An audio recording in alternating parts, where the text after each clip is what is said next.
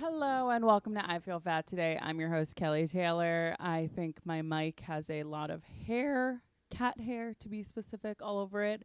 So if that's what you're seeing, please keep that to yourself and know that management is fully aware. Welcome to the show. We've done it. It's another week. Some housekeeping. Please subscribe to us on YouTube. We're almost at 400 subs. It's so close. I can taste it. Please, please, please subscribe over on YouTube, where you will be notified that there is a new episode. We have full video episodes there every single Friday. And then after you subscribe on YouTube, please head over to Apple Podcasts to leave a 5-star review. If you show me proof of the 5-star review that you had left, I will send you some I Feel Fat Today stickers, which I'm not going to show you what they look like, because if you don't like them, you're not going to leave a review. So leave that review and get some surprise stickers in the mail from yours truly. And then, of course, follow us on social media. If we don't have a following on social media, do we even exist? No, come on. Follow us at I Feel Fat Today. It's what I tell myself every time I look in the mirror. And then follow me, my personal Instagram, at Hello, This is Kelly. And that is how I answered the phone. And then if you were looking for advice, please email us at ifeelfattoday@gmail.com. Okay.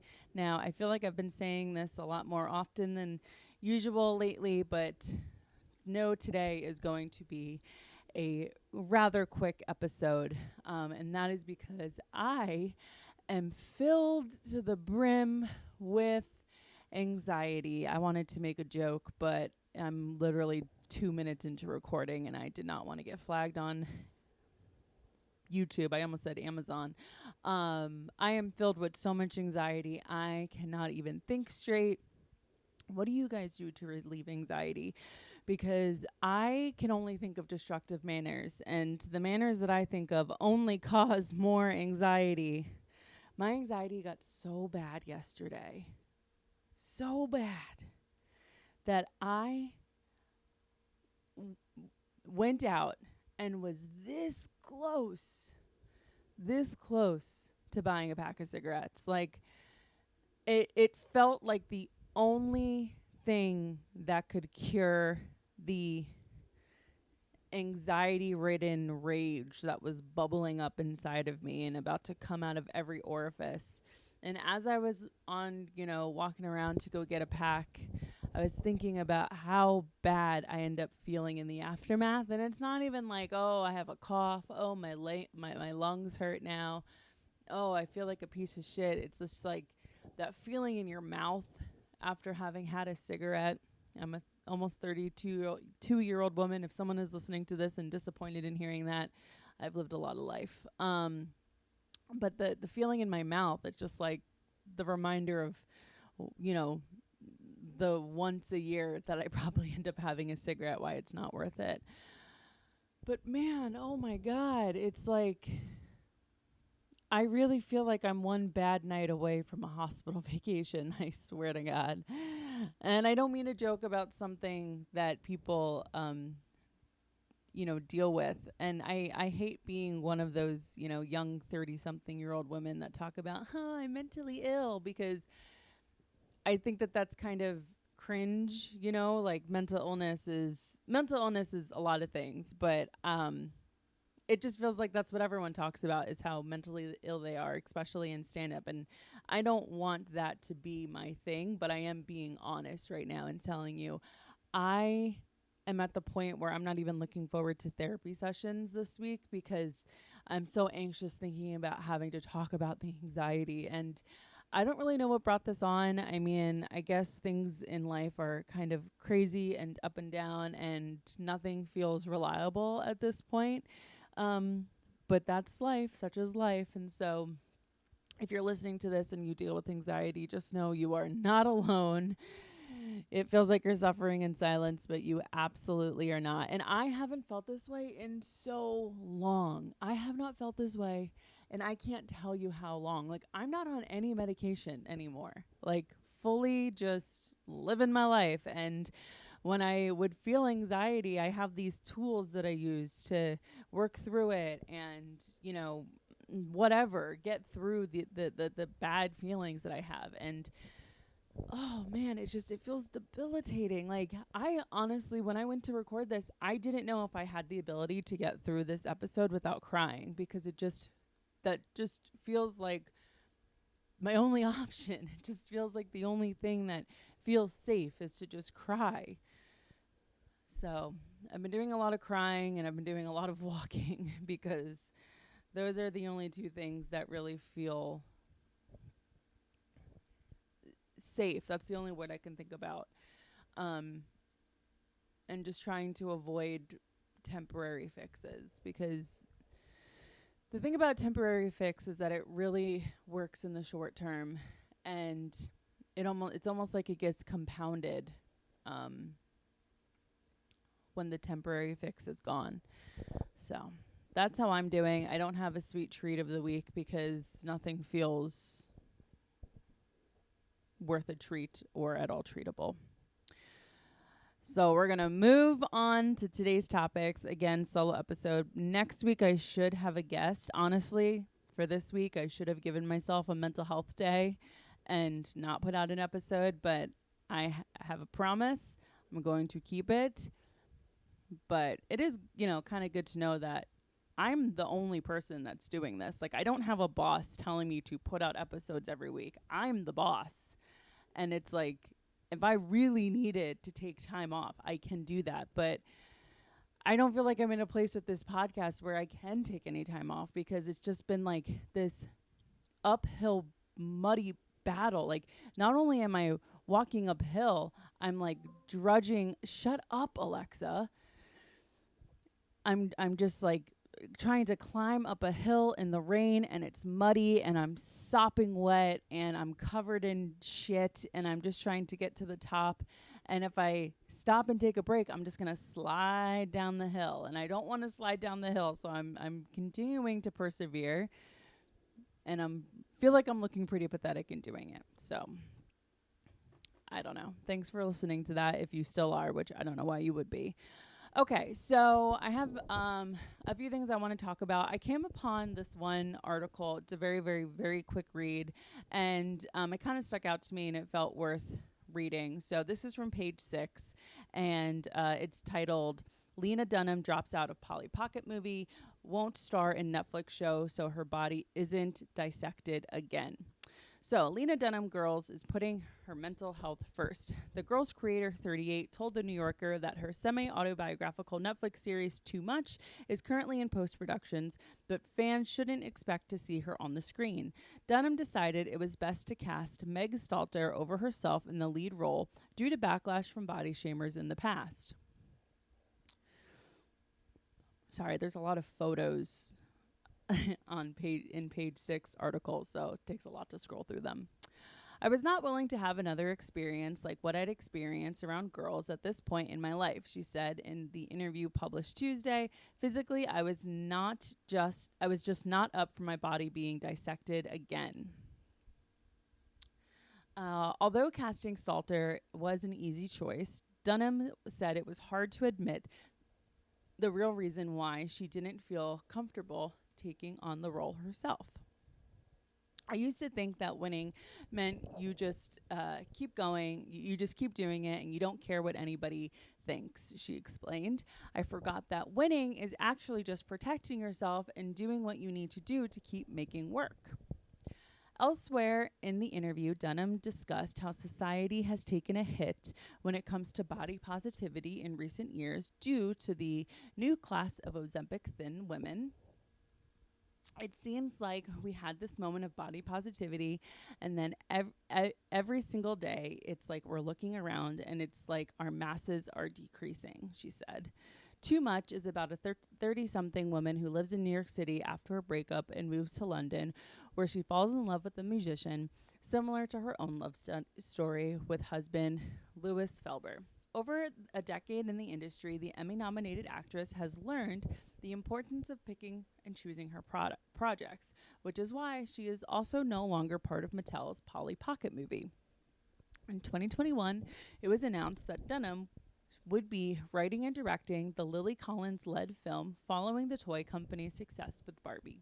However, the sharp stick producer recently dropped out after working on the script for 3 years. I think Greta Gerwig managed this incredible feat with Barbie, which was to make this thing that was literally candy to so many different kinds of people and was perfectly and divinely Greta. Dunham explained. And I just feel like unless I can do it that way, I'm not going to do it. I don't think I have it in me.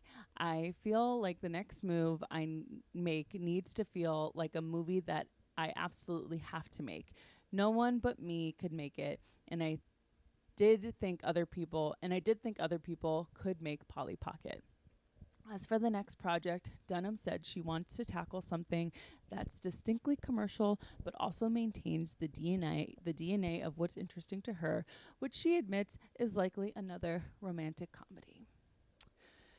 Yeah, so that was Lena Dunham talking about how she's not going to be in her Netflix show and she's dropping out of the Polly Pocket movie, all because she wasn't explicitly said, but it's like she has this fear of being perceived, which is something I talk about a lot on this show. And I completely understand and empathize with Lena Dunham, especially because if anybody listening to this is at all a fan of Girls and has watched the season, I'm currently in a rewatch on season 3, and that show just makes me feel so nostalgic because of watching it in college and then my early years living in the city.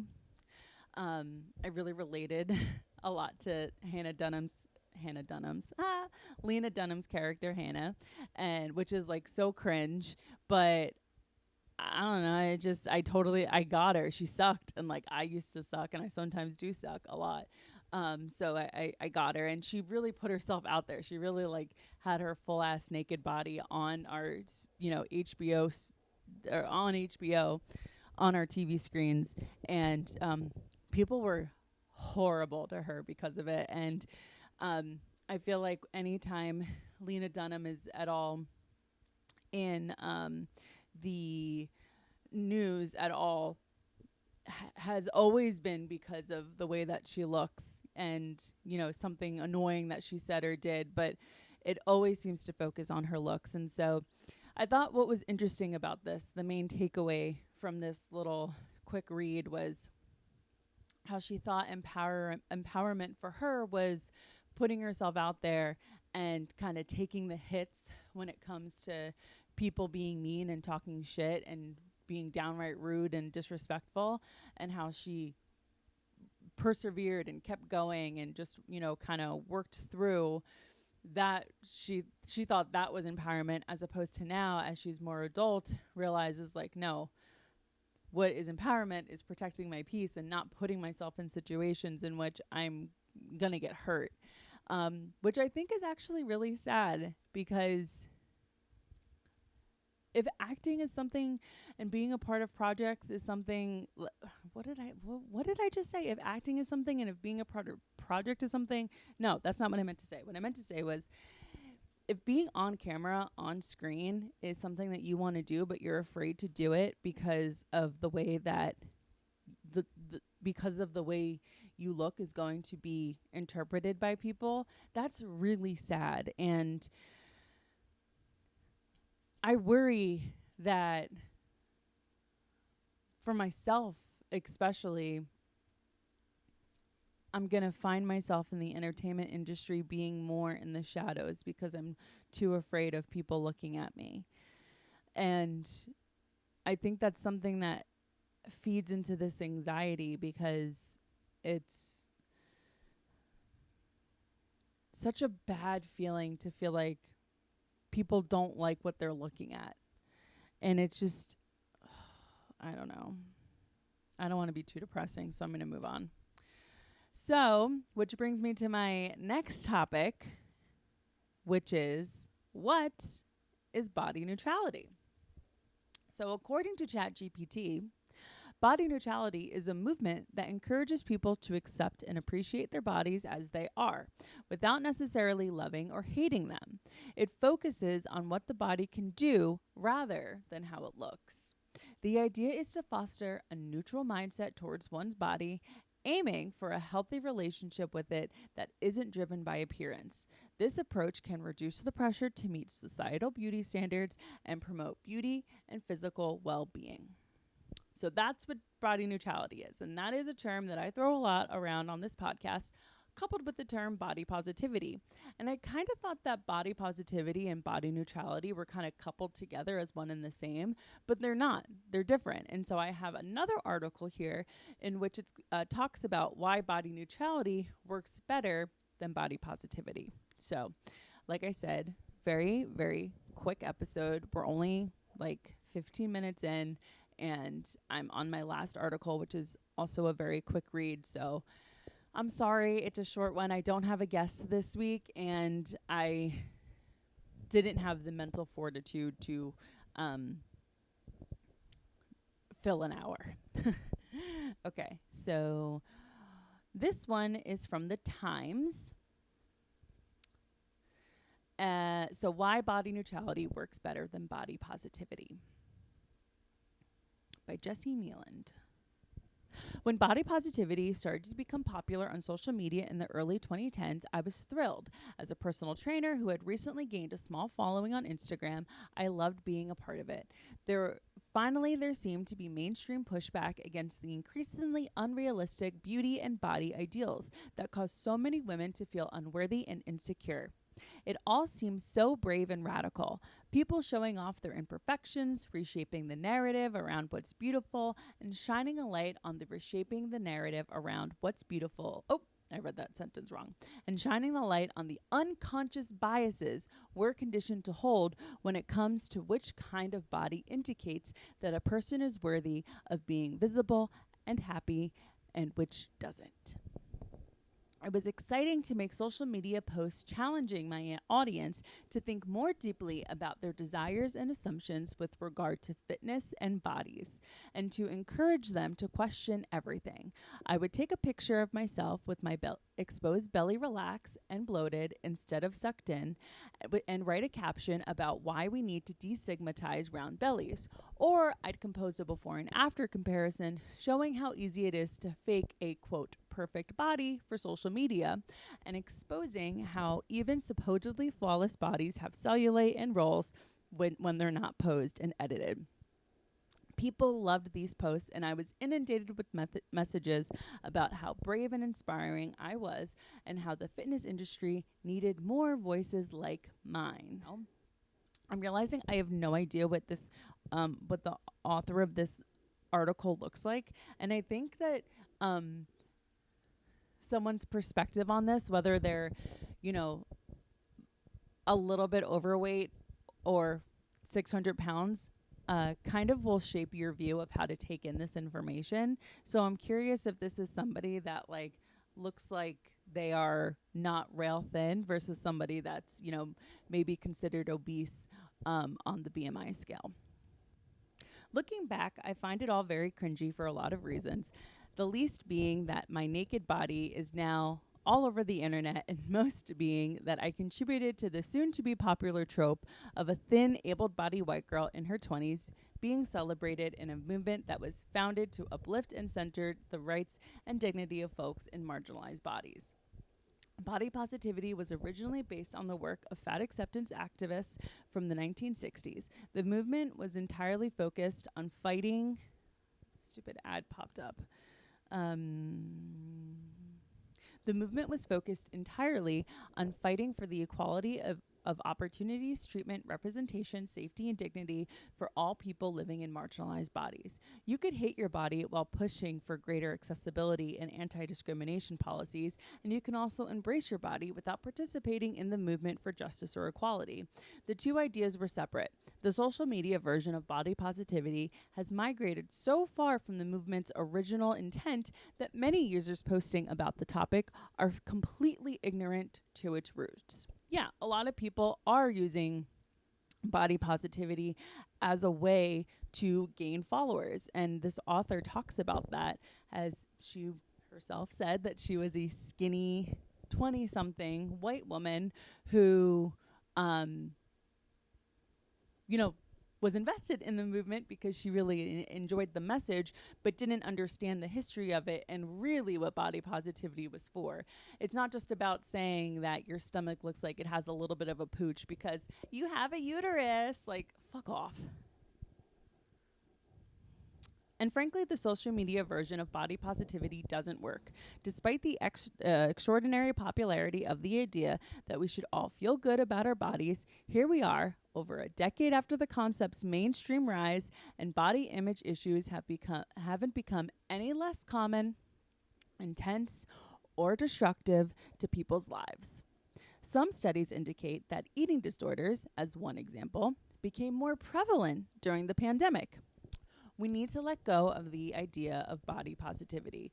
There's nothing wrong with loving ourselves or our bodies if we're being realistic about what love means. But I do take issue with the notion that we should be able to feel a constant flow of celebratory happiness and affectionate gratitude towards our bodies, or that we have to joyfully embrace every dimple, every jiggle, and every inch. That's neither realistic nor necessary. Body neutrality, on the other hand, takes the pressure way off and tends to feel like a much more approachable and achievable goal.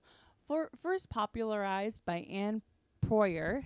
Oh, I definitely said that wrong. First popularized by Anne. Wait, let me check. Hold, please.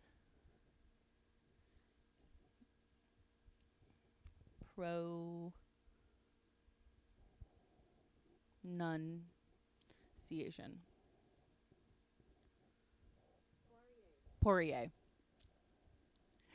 I really hate that I get names wrong so often. Okay, body neutrality, on the other hand, takes the pressure way off and tends to feel like a much more approachable and achievable goal.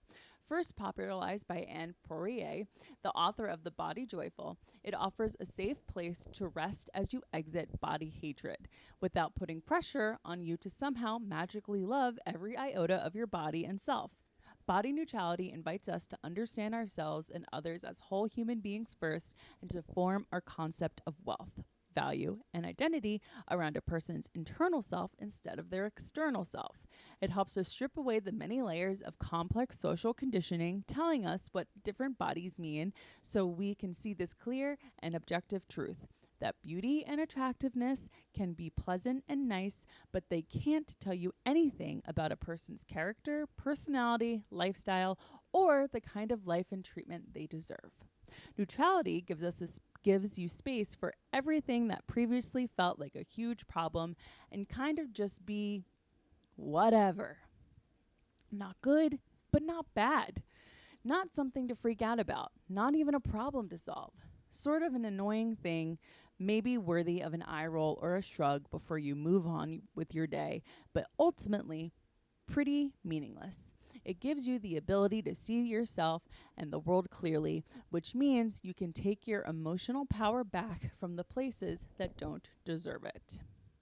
If you have been trying to love your body without success for a while, try this. Say to yourself, in your head or out loud, your big complaints about your body, and follow each one with the phrase, "and that's not a problem." And that makes sense and is okay. Or, "and that doesn't mean anything bad about me." So it's saying, okay, let's try the exercise together. They have an example in here, but screw that. Okay, what's something I hate about me? My stomach. Oh, my arms. My arms. Oh, I hate my arms. Okay, so what does it say? If you've been trying to love your body without success for a while, try this. Say to yourself in your head or out loud your biggest complaint about your body. Okay. My arms are too big, and that's not a problem. My arms are unattractive, and that makes sense. Is okay. I don't like this exercise. Well, I guess me saying my arms are unattractive is just me. That's not a truth, but it is something I believe about myself. Let's try this. My arms are flabby, and that doesn't mean anything bad about me. That one felt pretty good. So try a few on for size. See how you feel. That last one actually did feel pretty good. Some of the examples in here are, I wish I were smaller, and that's not a problem. I hate the way my blank looks, and that makes sense and is okay. I desperately want to lose weight, and that doesn't mean anything bad about me. That one I really like. I desperately want to lose weight, and that doesn't mean anything bad about me. And the point is, whatever negative feelings you may have towards your body are understandable, given everything you've learned and experienced in your life. Body neutrality gives you the opportunity to explore the roots of your beliefs and feelings, and this is important because when we recognize how reasonable it is to feel critical of our bodies, we have the power to invite compassion for ourselves and our suffering instead of judgment. You are not unintelligent, unreasonable, feeble, or misinformed just because you're struggling with body image. And frankly, rejecting our feelings about our bodies isn't all that different from rejecting our bodies themselves. If the goal is peace and acceptance, we have to work with and not against ourselves. That means letting go of the idea that self-criticism is irrational and that we should plow over it with forced positivity. Approaching our body image issues with kindness, curiosity, and understanding is key if we're going to stand any chance of dismantling them. Oh, I really, really, really enjoyed that read. And I've been looking a lot into the concept of body neutrality versus body positivity, just, for myself and trying to navigate the world, especially the world of, talking about the way one looks on a podcast platform. And body positivity always felt like it always felt like capitalism has entered the chat. Body positivity feels like a movement that is sold and forced upon, and this is my own experience with it. This is my own feelings, and if you are listening to this and you are a major proponent of body positivity, I love that for you. And I think that there's different strokes for different folks, but for me, I always felt deficient and defective because I didn't have the ability to feel positive about my body. So I felt like I was just, what is wrong with me? There's a whole movement about feeling positive about the skin that you're in. And then I look at, an Aries ad from 2010, and it's real models that have accepted their body, and it's a bitch that looks fine. It's not the plus size models that we know today. And body neutrality feels like a more approachable modality to stop hurting myself. Sorry. I just am so mean to myself, and it's so grating. Because I don't know why I'm crying. It's just like I don't have the ability to love anything about me. And I just feel like there's something wrong with me because of it. And I talk about all the time how I feel like I am currently, of all the bodies that I've lived in, I'm currently living in the one that I always feared I would. And it's very difficult to experience life day to day with that. And something I try to always remind myself is that, like, it could be so much worse. You could have health issues, which I don't have. You could have, you could be disabled to the point of not being able to be independent, you know, and how you would have to learn how to navigate that. And I'm so lucky that I don't have to. And so I think body neutrality, when I really started looking into it and really understanding what it was, it kind of gave me this sense of relief of like, it's okay that I have disdain for myself. And it doesn't always have to be like that. But I had to stop pretending that I was okay with just the way that I look. And I follow a lot of creators on line, like on Instagram,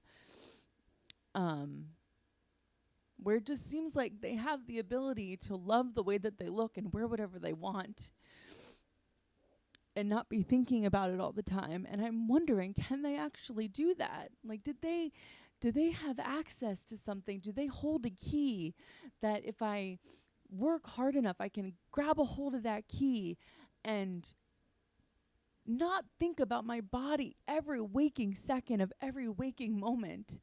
I feel like I'm always kind of distracted because I'm thinking about the way that I look and then, you know, you think, oh, that's crazy, right? That's crazy to think that. And then I see a photo of myself and it's just reiterated. It's like proof of concept that, yes, the negative way I was feeling is correct because I have photographic evidence of it. Oh, I gotta stop. I gotta go. Yeah, like I said, it's been rough. This is the anxiety talking. I don't know. Last thing I'll say is, I have this fear of seeing people that used to know me. Because they've known me as a skinnier person or a thinner person. I was really never skinny. Or was I? I don't know. I have this fear of people from my past seeing me. And I ran into somebody that knew me in a thinner body. And in the entire interaction I had with them, which was a completely pleasant, normal, fine 30-second interaction that you have with somebody that you haven't seen in many years, you know? Like, hey, how are you? Oh, crazy seeing, you know, one of those, normal. And the entire time I thought about, what do they think about the way that I look?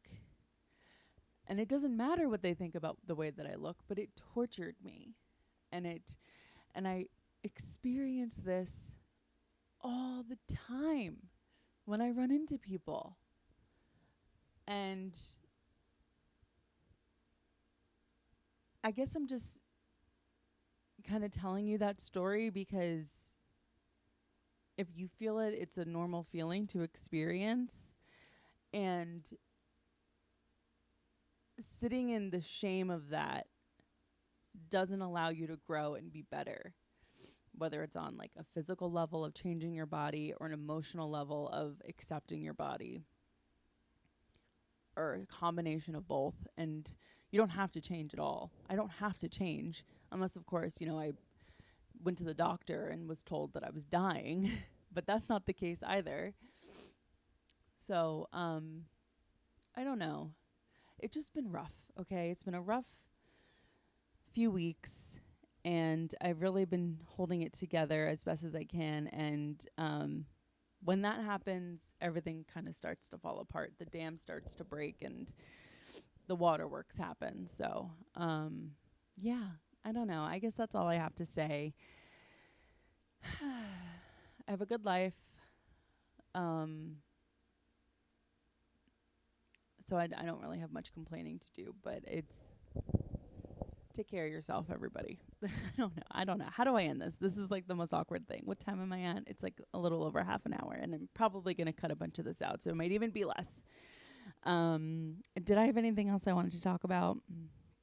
I don't think so. We need to move on. I need to go for a walk before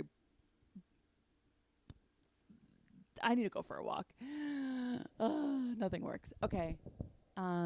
Next week we should have a guest. If not, it'll be a better episode. Or maybe I'll take the week off to like really, I don't know. I'm not taking the week off. Okay.